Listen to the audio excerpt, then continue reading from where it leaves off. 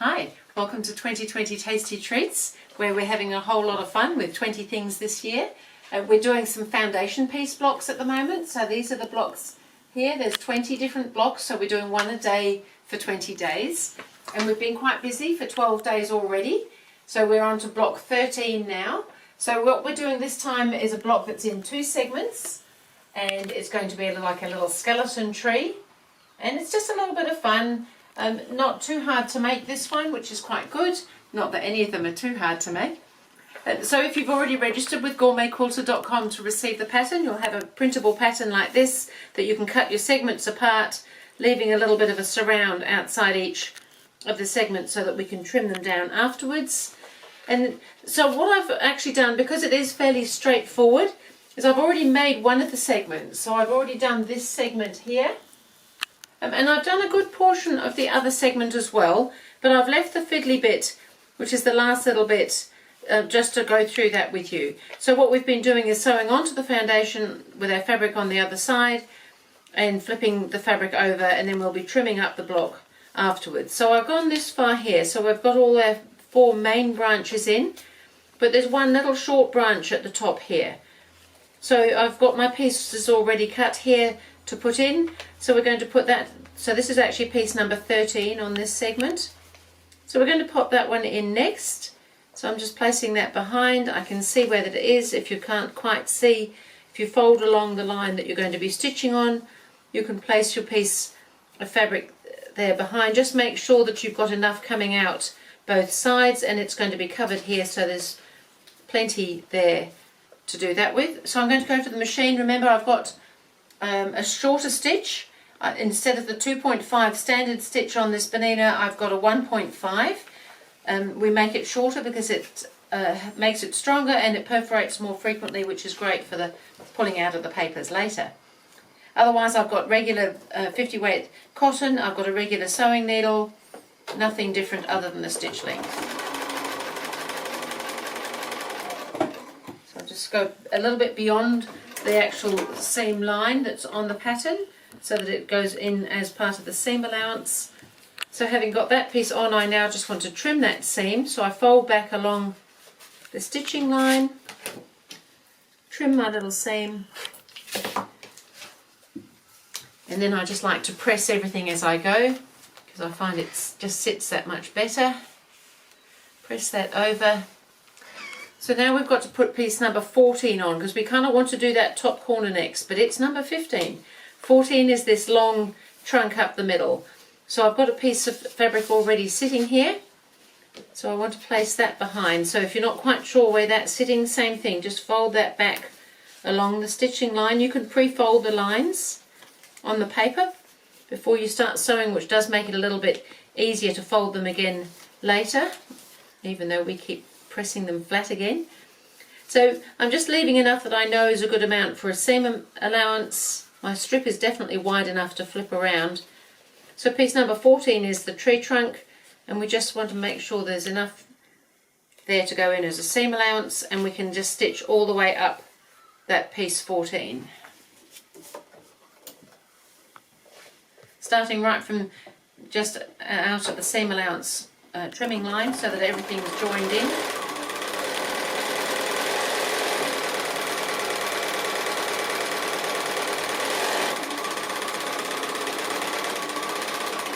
And just up into the little 15 piece couple of stitches so that it's, again, the end of the seam part is covered by the next piece.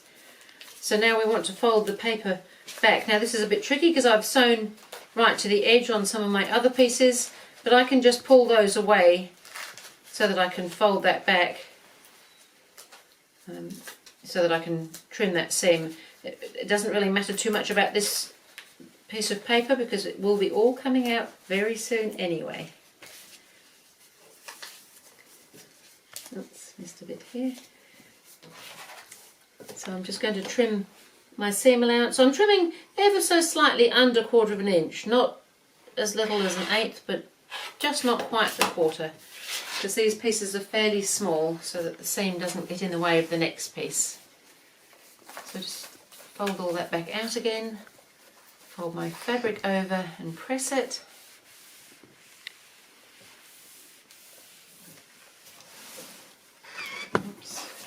And then we've got to put number 15 on. So that's just a little piece of the background at the top there.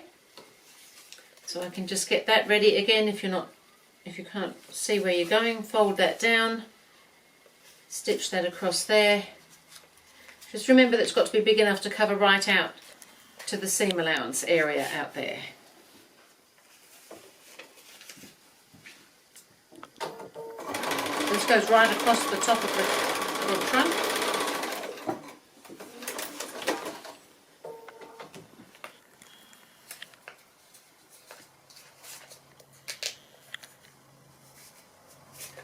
Just pull that back so that we can trim that little seam.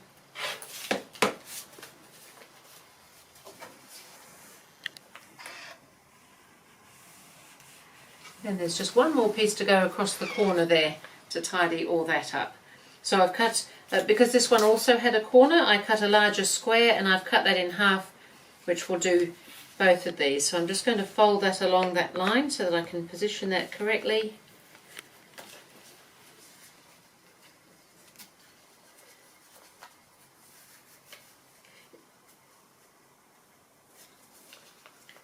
So I think that's all looking pretty good. It's sitting out all around.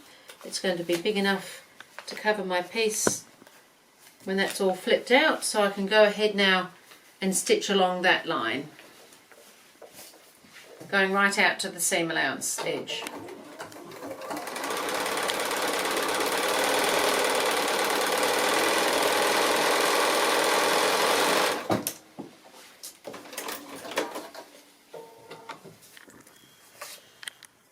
So same thing, pull back any stitching that's into that little section, trim off our seam.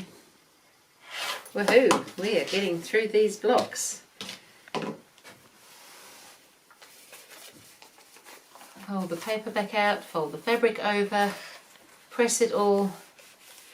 And that was the last piece for that segment. So now we can go ahead and trim that block. Now what I've got here is kind of a large flappy piece, so I am just going to pop a little dab of glue just on the paper within that piece so that that piece of fabric sits there, so that when I trim it, everything sits where I want it to.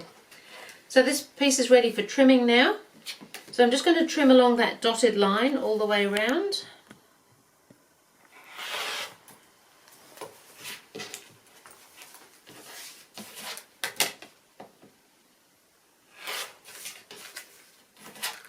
And then we can put these two segments together and our block will be done. If you're making these blocks as well, I hope you're enjoying them. They're kind of fun. I'm really enjoying them. Once they're made, they look so much better than just the picture. So that's our segment done now, and our other segment. So by the time we sew those together, that tree trunk comes down smaller, and it's just that little skeleton type tree. So I'm going to go ahead and stitch that so that you can see it all finished. So we're nearly there.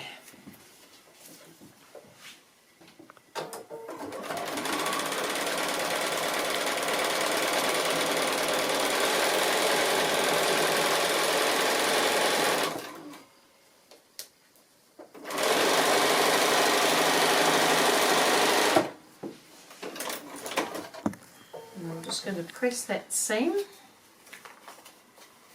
and I'm probably going to press it open. I think there's a little bit of bulk in there.